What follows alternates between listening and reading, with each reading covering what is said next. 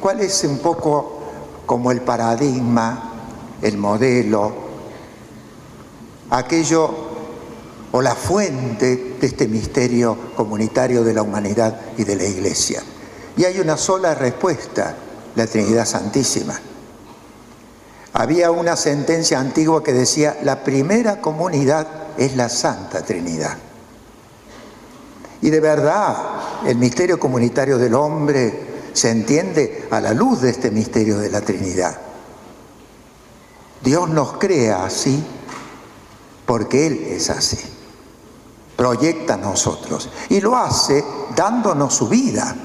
Por eso Él viene en el seno de la Iglesia profundamente a inhabitar en el corazón de cada uno y en la realidad misma de la Iglesia. Es el tesoro que tiene la Iglesia, el misterio trinitario. Y nos hacemos comunidad en la medida que participamos a esa realidad comunitaria. Basta ver cómo se celebraban los bautismos en la antigua Iglesia, cómo se predicaba el querigma, lo vemos en los Hechos de los Apóstoles. Escuchaban la enseñanza de los apóstoles, partían el pan, tenían las oraciones en común y participaban de los mismos bienes. Todo el libro de los Hechos es un canto a esa comunidad cristiana que vive ese misterio trinitario. Y el Espíritu es el que va haciendo ese misterio en la humanidad. Es el alma de la comunidad eclesial, el Espíritu Santo. Y en eso tenemos que alimentarnos. Por eso, fíjense, hay una cosa curiosa. El concilio lo dice en un número que mis alumnos siempre se repetían cuando lo decía. El misterio del hombre solo se descubre a la luz del misterio del Verbo encarnado. Gaudio Spes, número 22, y también con respecto a la historia, el número 45. Es decir, Cristo es la plenitud de esa comunicación. La Trinidad se da en Jesucristo. Él es el Hijo eterno del Padre. Y es con el Padre el que nos da el Espíritu. Pero es en Cristo donde se hace la concentración, yo diría, más provocadora de Dios con la humanidad. Donde la relación entre el hombre y Dios excede toda posibilidad de imaginación. ¿Quién se iba a imaginar que uno de los tres se metiera en la historia? Como dice hermosamente Juan Pablo II en Nuevo Milenio Adveniente. Dios, que por naturaleza es eterno, se hizo historia, Quizá nos hemos acostumbrado los cristianos a ciertos misterios cristianos de la encarnación, de la presencia del Espíritu en Pentecostés, que ya nos parece casi un hecho trivial. Por eso decía Juan Pablo II, hay que mirar a Nazaret, decía el Papa, con ojos de asombro. Eso tiene que asombrarnos. La fe cristiana de esa presencia de Dios en el corazón nuestro tiene que asombrarnos. Somos templos vivientes de la Trinidad, lo decía Pablo, templos del Espíritu, que está en nosotros, que vive en nosotros. Por eso, en la medida en que nosotros profundizamos el misterio de Dios, paradójicamente profundizamos nuestro propio misterio. Catalina de Siena solía decir una expresión muy hermosa: en tu naturaleza, Señor, contemplo mi propia humanidad. Fíjense, esta mañana el Padre López nos hablaba de tener la mirada de Cristo. ¿Cómo no vamos a tener la mirada de Cristo si a Cristo lo tenemos nosotros? ¿Cómo no vamos a tener una mirada fraterna a mi hermano si yo sé que mi hermano está destinado, sea en la iglesia o no esté en la iglesia o esté donde esté, sé que ese hombre y esa mujer con la cual me encuentro está llamado a tener la Trinidad? Los templos, fíjense que en la antigua iglesia se celebraba la Eucaristía en casas de familia, porque había una conciencia profunda que el templo, que la iglesia verdadera, son los que se adhieren por la fe y el bautismo a Jesucristo.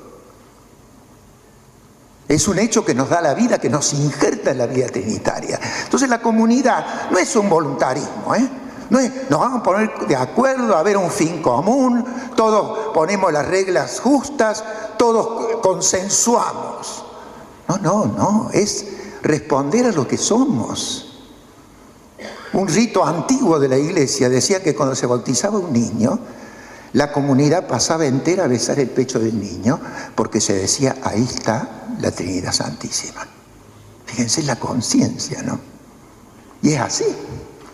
Esa inhabitación, esa presencia que no la podemos explicar, es misteriosa.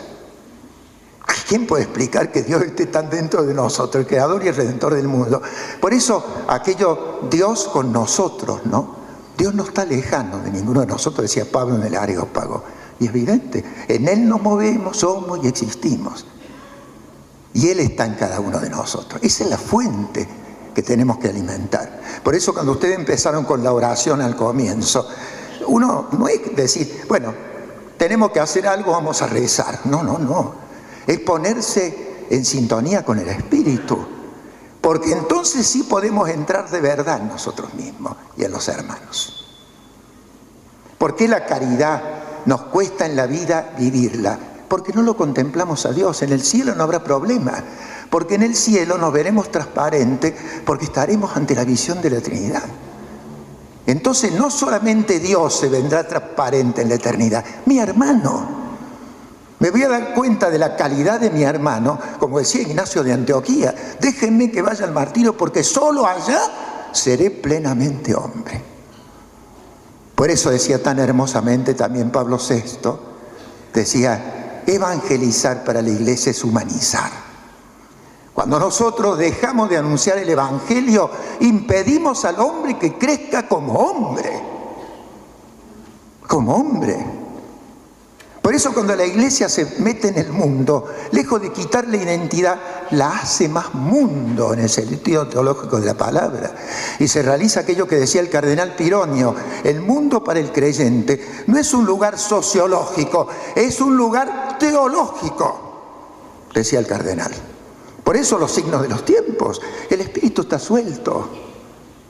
Dios está permanentemente provocando a la humanidad, está golpeando nuestro corazón y el corazón de todo hombre y de toda mujer. Por eso hay tantos hombres y mujeres de buena voluntad que en realidad están movidos por el espíritu. Por eso el volver y centrarnos en Cristo, porque ese es el templo, ¿ven? El templo que tenemos, como dice Juan, es la humanidad de Jesucristo, como él mismo lo dijo.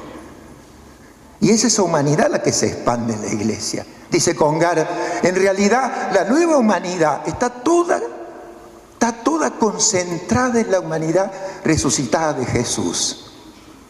Y eso se comunica y se desparrama a la iglesia. Por eso dice Congar, al final de los tiempos no habrá que sumar la iglesia a Cristo, sino en todo caso restarla. Porque todo lo que la iglesia tiene de bueno ya estaba en la humanidad de Cristo.